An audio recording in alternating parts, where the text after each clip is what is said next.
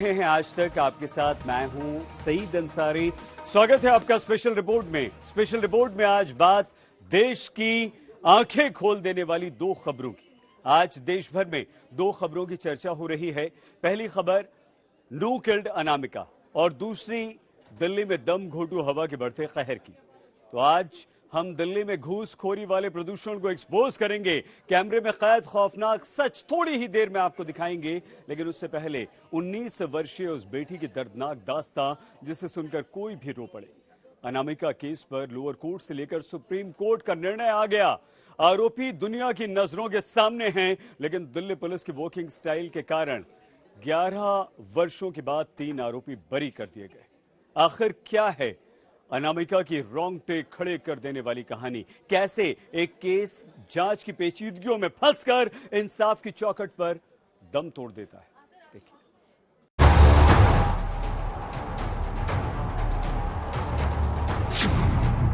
संदेह का लाभ देते हुए 3 आरोपियों को बरी किया जाता है। देश की सबसे बड़ी अदालत ने इस फैसले के साथ लोअर कोर्ट और दिल्ली हाई कोर्ट के फांसी वाले फैसले को पलटते हुए 3 आरोपियों को बरी कर दिया। गैंगरेप और मर्डर जैसे जघन्य अपराध के आरोपी राहुल, रवि और विनोद बच गए, क्योंकि दिल्ली पुलिस की जांच में झोल ही झोल निकला। ये तब है जब पीड़िता का पहले किडनैप किया गया, फिर गैंगरेप किया गया और तो और बर्बरता की सारी हदों को पार किया गया। पीड़िता के चेहरे को जलाया गया था। पीड़िता का पूरा शरीर जख्मों से भरा पड़ा था। पीड़िता के प्राइवेट पार्ट पर हमला किया गया था। आरोपियों ने पीड़िता को तब तक पीटा था जब तक उसकी जान नहीं चली गई थी। सच यही है कि अनामिका के साथ गैंगरेप हुआ, गैंगरेप के बाद हत्या हुई, गैंगरेप के आरोपियों की गिरफ्तारी भी हुई। लेकिन जिन आरोपियों को फांसी के फंदे से लटकना था, उन्हीं दोषियों को 11 वर्षों के बाद रिहाई मिल गई। जानते हैं क्यों? दिल्ली पुलिस की जांच में बरती गई कोताही की वजह से। यानी अनामिका को किसी ने नहीं मारा। No one gangrape and killed Anamika. सही सुना आपने। ये दिल दहला देने वाली कहानी एक बेटी की, एक बेबस परिवार की, जिसने इंसाफ की लड़ाई पूरे 1 दशक तक लड़ी। लेकिन दिल्ली पुलिस की गलती का खामियाजा इस परिवार के लिए नासूर बन गया। दोषियों ने दिल्ली पुलिस की ढुलमुल जांच को ढाल बनाकर अपने लिए रिहाई का रास्ता निकाल लिया और देश की सबसे बड़ी अदालत ने संदेह के लाभ के चलते गैंगरेप के 3 आरोपियों को बरी कर दिया। अगर दिल्ली पुलिस की जांच एक बेटी को इंसाफ दिलाने के लिए की गई होती, तो आज ये 3 आरोपी जघन्य अपराध के बाद भी सर्वोच्च अदालत से बरी नहीं हुए होते। ऐसे बता रहे हैं उनको बरी कर दिया गया। ये नहीं मालूम बरी किस बात पर कर दिया गया है। ये तो है नहीं, छोटी मोटी चोरी चकारी तो है नहीं, इतना बड़ा केस है, मर्डर है, रेप केस है, किडनैपिंग है, सब चीजें 11 साल से इंतजार करते करते आज एकदम से बरी कर दिया। तो हम तो मतलब एकदम से सोच में पड़ गए, ऐसे क्यों किया जज ने? अगर दिल्ली पुलिस ने अपने कर्तव्य का पालन किया होता, तो आज इस परिवार के साथ इतना बड़ा अन्याय और अनर्थ नहीं हुआ होता। वही अब इंतजार करते, आज मिलेगा इंसाफ, कल मिलेगा, लास्ट में मिला भी तो एकदम से बली मिल गई। ये खमते से इंसाफ तो कोई खुश नहीं है।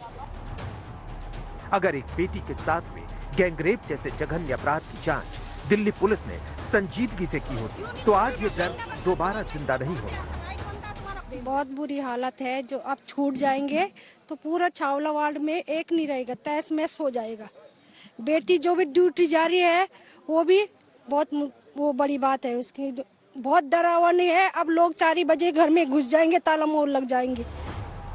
आज पुलिस इन्वेस्टिगेशन के दौरान की गई सबसे बड़ी लापरवाही और लीपापोती का जीता जागता उदाहरण बन गया छावला गैंगरेप। छावला गैंगरेप में सुप्रीम कोर्ट का फैसला दिल्ली पुलिस के चेहरे पर करारा तमाचा है और इंसाफ की लड़ाई लड़ने वालों के लिए दिल तोड़ देने वाला एक फैसला। मेरे साथ में जो हुआ, जो शो हुआ है, वो हो गया। आगे आने वाली पीढ़ी के लिए आगे खतरा है। छावला केस में दिल्ली पुलिस की अंधेर कर दी। दिल्ली पुलिस की जांच में इतना पेच क्यों?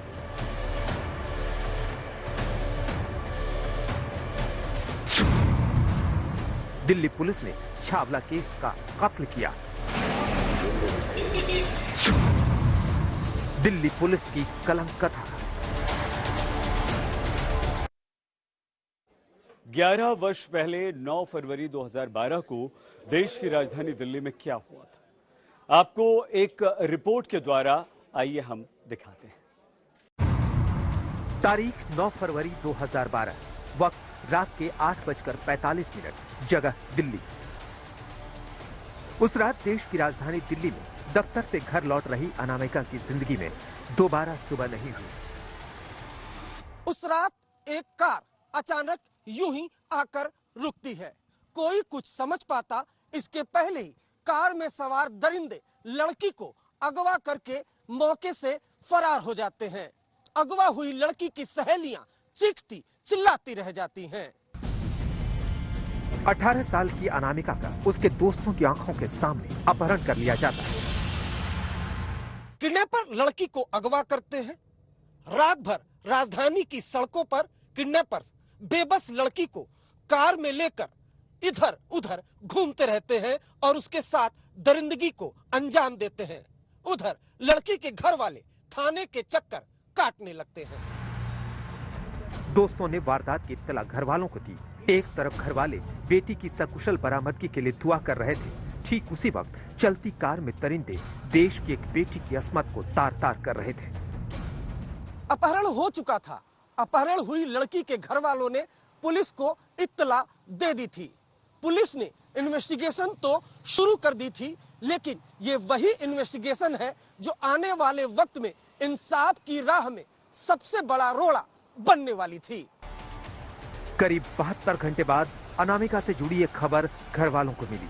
ऐसी खबर जिसने सभी के पैरों तले जमीन खिसका दी। अपहरण हुई लड़की के साथ दरिंदगी होती है। हैवानियत की हदों को पार किया जाता है। अपराधी अपनी पहचान छिपाने की नीयत से पीड़िता की हत्या कर देते हैं और ये सच 72 घंटे बाद दुनिया के सामने आता है। पीड़िता के शव को देखकर इंसानियत भी शर्मसार हो जाती है। दिल्ली पुलिस की चार्जशीट के मुताबिक 12 फरवरी को आरोपियों की निशानदेही पर पीड़िता का शव बरामद कर लिया गया। चार्जशीट में गैंगरेप और मर्डर के केस में पुलिस ने 3 आरोपी बताए, राहुल, रवि और विनोद।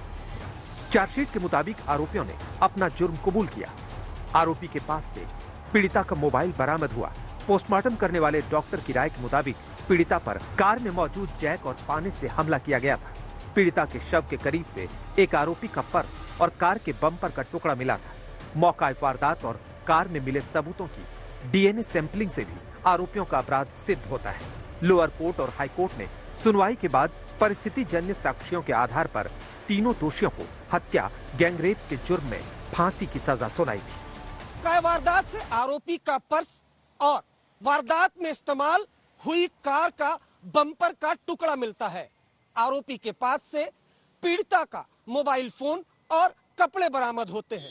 इतने सारे सबूत होने के बावजूद भी दिल्ली पुलिस की खराब इन्वेस्टिगेशन का नतीजा है कि सुप्रीम कोर्ट ने आरोपियों को संदेह का लाभ देते हुए बरी कर दिया। जुर्म, पीड़ित, गुनहगार, जांच, ट्रायल, सजा, न्याय की पूरी व्यवस्था बस इसी पर चलती है। लेकिन किसी अपराध में मुख्य भूमिका जांच और जांच करने वाली पुलिस की होती है। सोचिए, जांच करने वाली पुलिस ही अगर आंखों पर पट्टी बांध ले तो पीड़ित को इंसाफ और दोषी को सजा कैसे मिलेगी? अनामिका केस में यही हुआ। दिल्ली पुलिस की जांच को देश की सबसे बड़ी अदालत ने कटघरे में खड़ा कर दिया।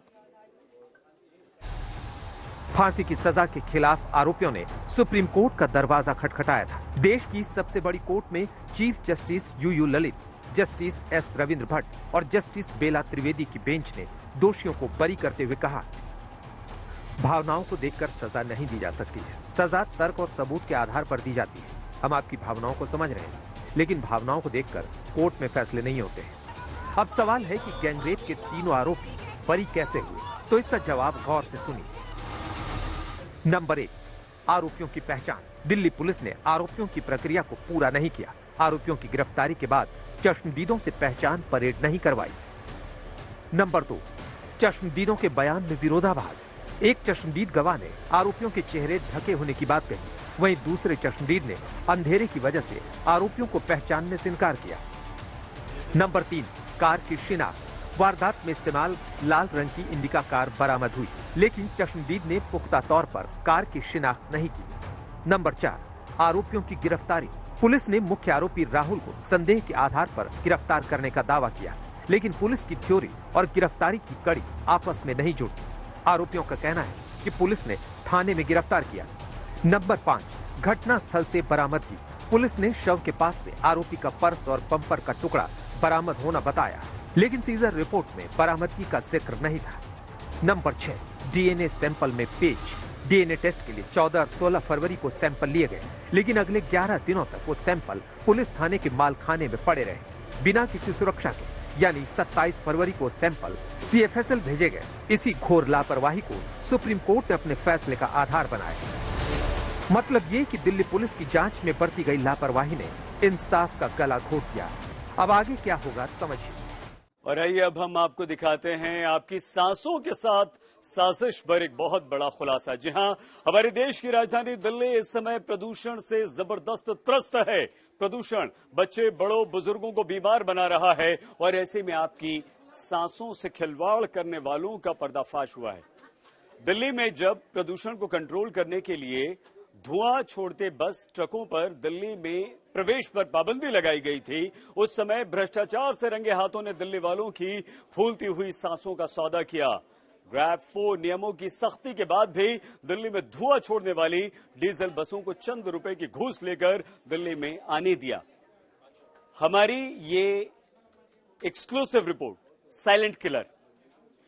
घुटता है दम दम दम दम दम दम दम दम दम दम घुटता है, सांस भी कुछ कुछ रुकता है।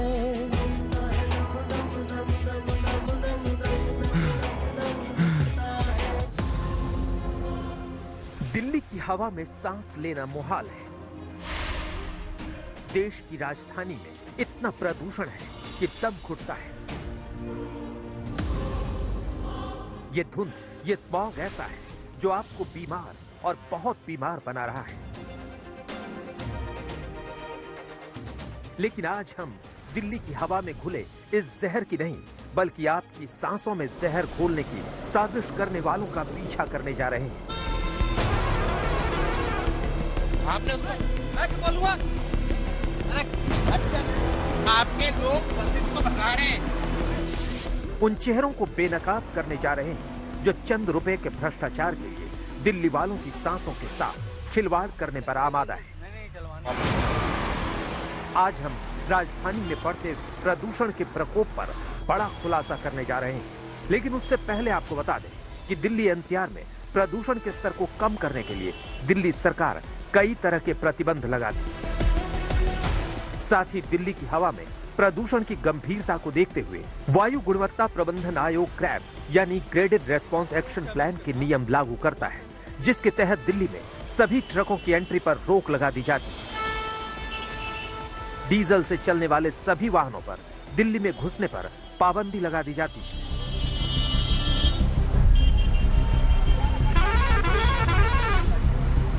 ऐसा ही साहब, इसको नहीं रोका कोई, ये बस गई है मोजी ट्रैवल है जी, ये भी बस आ गई यहाँ से। लेकिन इसके आगे आज तक की स्पेशल इन्वेस्टिगेटिव टीम का कैमरा बोलता है। जी हाँ, जब दिल्ली में सांसों की इमरजेंसी लगी हुई थी और ग्रैब 4 लागू था, उस वक्त कैसे भ्रष्टाचार के साथ मिलकर प्रदूषण का धुआं राजधानी का दम घोटता है, ये देखिए। इन तस्वीरों को देखिए। आज तक की स्पेशल इन्वेस्टिगेटिव टीम ने 6 नवंबर को अपने कैमरे में कैद की। जी हाँ, 6 नवंबर को दिल्ली में ग्रैब 4 नियम चल रहा था। बिल्कुल, मेरा नाम कैसे लगा? आपका नाम क्या है? आपका नाम क्या है? पता नहीं मेरे को। नाम क्या आपका? नाम क्या? नाम क्या?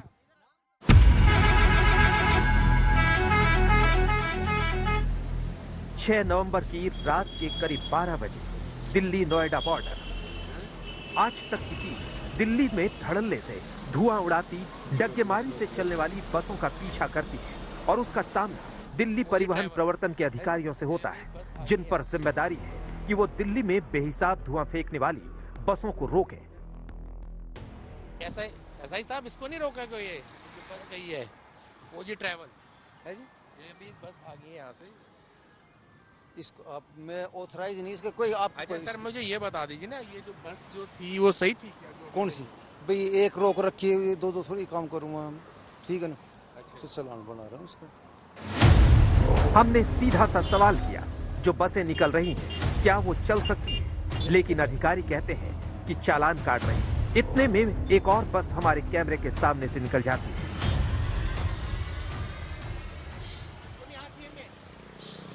इसको नहीं हाथ दिया आपने? मैंने दिया उसको, आपने नहीं दिखाया, आपने रोका नहीं उस बस को। देखिए वो भाग रहा है। लेकिन ट्रांसपोर्ट विभाग के ये लोग हमारे सवालों पर चुप्पी साधे हुए निकल जाते हैं। ये बताइए, वो बसें यहाँ से जा रही हैं, आप उनको क्यों नहीं रोक रहे? और कुछ ही बसेस को रोक रहे हैं, बताइए ना। आपके सामने सारी बस रोके जो आई है। अभी 2 बसेस गई हैं, ये सारी डीजल की बसेस हैं। दिल्ली में पोल्यूशन हो रहा है, चालान बना रहे हैं, आपके सामने बना रहे हैं। बाकी बसेस को भी तो रोकेंगे, आपके पास पूरा स्टाफ है। नहीं, जो मैं अपने हिसाब से काम करूँ, मैं चालान बना रहा हूँ। ये भी बस जा रही है। अरे अभी हमारी बात अधिकारी से हो ही रही थी, तभी एक स्टाफ ने एक और बस भगा दी और जब हमने सवाल किया तो बदतमीजी शुरू कर दी। मेरा नाम कैसे ले रहा है? बिल्कुल मेरा नाम कैसे ले? आराम से, एक मिनट, आपका नाम क्या है? आपका नाम क्या है? पता नहीं मेरा नाम क्या आपका? नाम क्या? नाम क्या?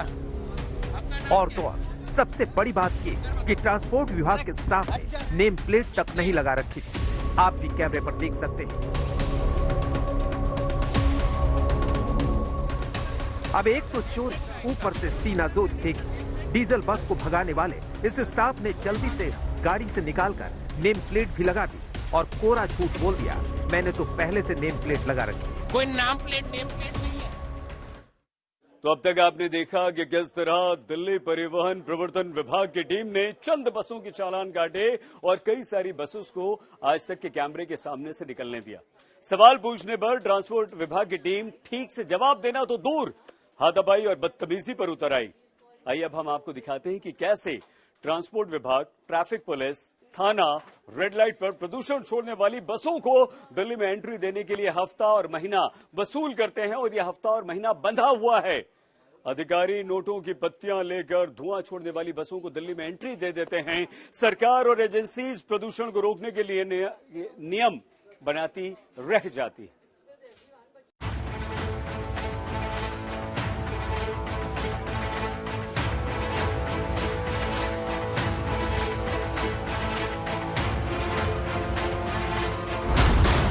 ये देखिए, राजधानी दिल्ली में प्रदूषण का नया अड्डा। जी हां, अक्षरधाम पर दिल्ली की सांसों में जहर घोलने वाली बसें धड़ल्ले से सवारियां बिठा रही हैं। कैसे इन डीजल और डग्गेमारी से चलने वाली बसों की दिल्ली में एंट्री होती है और कैसे ये निकलती है, सच सुनिए। कितने पैसे लेते हैं एंट्री के? एंट्री के 500 रुपये लेते हैं। 500 रुपये लेते हैं एक दिन के? हाँ, एक दिन के जैसे जाएंगे तो आएंगे अलग अलग। अच्छा, अलग अलग है। कहाँ जा रही है बस आपकी? ये जा रही है गोरखपुर। गोरखपुर यहाँ से निकलते हैं 11 बजे। 11 बजे कहाँ से निकलते हो? Kashmere Gate. Kashmere Gate. Kashmere Gate से यहाँ तक लाते हो? कोई ट्रैफिक वाला ट्रैफिक हो गया सर? नाइट में कोई मिलता भी नहीं है। ये उस वक्त है जब दिल्ली में चप्पे चप्पे पर ट्रैफिक पुलिस भी तैनात रहती है, सीसीटीवी कैमरे भी है। लेकिन ये सब शायद उन लोगों के लिए जो अधिकारियों की एडवांस में जेब गरम नहीं करते।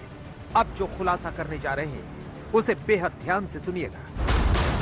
ये है शादाब, जो पिछले 20 साल से दिल्ली से गया डग्गेमारी की बसें चला रहा है। परमिट तो दूर की बात, शादाब की बसें प्रदूषण वाले सख्त नियम ग्रैब 4 को भी मुंह चिढ़ाती हुई निकलती है। मजाल है कोई रोड पर शादाब की बसें रोक ले। सुनिए शादाब क्या कहता है। कितनी गाड़ियाँ जाती हैं यहाँ से दिल्ली पे? बहुत सारी गाड़ियाँ है सर, आनंद विहार से भी है, निजामुद्दीन से भी है, यहाँ से 2-2, 3-3 गाड़ियाँ पहुँचती हैं गया के लिए। गया नहीं मतलब मुजफ्फरपुर, बिहार के लिए। मैं क्या बोलूँगा? मेरा नाम कैसे ले रहा है? बिल्कुल मेरा नाम कैसे ले? लेकिन इसके आगे की कहानी आज तक की टीम से बदतमीजी करने वाले अधिकारियों की पोल खोल कर रख दी। शादाब ने आज तक के खुफिया कैमरे पर खुलासा किया कि उसकी सारी बसें गैर कानूनी हैं, फिर भी धड़ल्ले से चल रही हैं। पॉइंट है तकरीबन 6-7 पॉइंट है।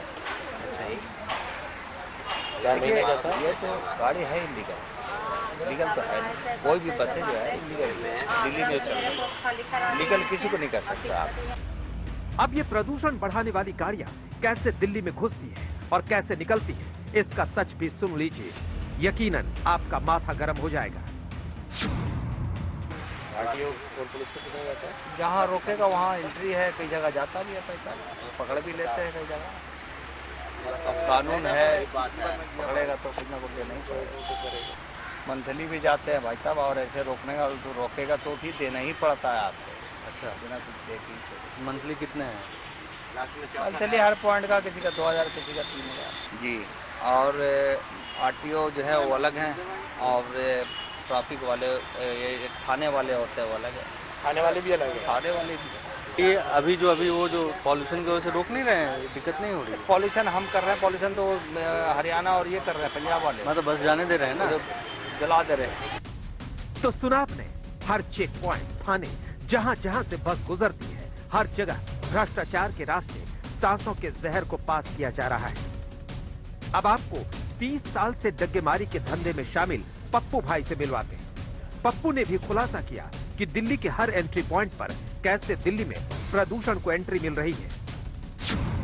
दिल्ली का तो सबका एक सही है, 2000 रुपये पॉइंट है हर पॉइंट पे। हर पॉइंट पे 2000 रुपये है। 3 पॉइंट छोड़ के 1 पॉइंट पे टीआई का लग जाता है चौथा, तो वो 2000 रुपये उसके और जुड़ जाती है। तो फिर एंट्री कहाँ करानी होगी? या फिर एंट्री तो सिर्फ मैं बता रहा हूँ, हर रेड लाइट पे 2000 रुपये की एंट्री होगी। पप्पू ने यह भी खुलासा किया कि कैसे लोकल पुलिस, आरटीओ, दिल्ली परिवहन विभाग के अलावा सेल्स टैक्स वालों के हाथ भी भ्रष्टाचार से रंगे हुए हैं। नोएडा में आरटीओ का जाता, बाकी तो जो भी मिलता हत्या ले लेता। वो कितना लेता है? 300 रुपये बस जिप्सी वाले, 300 रुपये जिप्सी वाला। अब प्रदूषण करने वाले वाहनों की चेकिंग दिल्ली में किस तरह से हो रही है, इस ट्रांसपोर्ट विभाग के स्टाफ को भी सुन लीजिए। जाएंगे, क्या दिक्कत है? अरे तो एंट्री करवा दो ना, जो भी है यार सिस्टम। कोई कुछ भी ना है, आप बस ले जाओ अपनी गाड़ी, ले जाओ गाड़ी को अपनी, कोई दिक्कत नहीं। दिल्ली में 7 नवंबर से ग्रैब 4 नियम को भले ही हटा दिया गया हो, लेकिन आज तक की स्पेशल इन्वेस्टिगेटिव टीम की पड़ताल में यह साबित होता है कि भ्रष्टाचार के आगे सारे नियम कानून फेल। हिजबुल्लाह के साथ Nitin Jain, special investigative team, आज तक। SIT team member Nitin Jain हमारे वो संवाददाता जिन्होंने ये स्टिंग ऑपरेशन किया है। नितिन, क्या हुआ? सही सबके सामने है कि क्या हुआ, किस तरीके से बसें हम लोगों की सांसों में काला धुआं घोल रही हैं। और जब घूस की बात आती है तो इसमें सारे डिपार्टमेंट मिले हुए, चाहे दिल्ली पुलिस हो, दिल्ली ट्रैफिक पुलिस हो, दिल्ली ट्रांसपोर्ट डिपार्टमेंट हो, एमसीडी हो या सेल टैक्स हो, क्योंकि बसेस जा रही हैं, सारे सीसीटीवी कैमरे लगे और सबको पता है। कहने का मतलब ये सब भ्रष्ट है, और उस भ्रष्टाचार के कारण आपकी हमारी सांसें दिल्ली वासियों की कदम घुट रहा है। नितिन जैन हमारे संवाददाता, बहुत धन्यवाद नितिन। आप स्पेशल रिपोर्ट में आज के लिए बस इतना ही। आप प्लीज अपना बहुत ख्याल रखिएगा, देखते रहिए आज।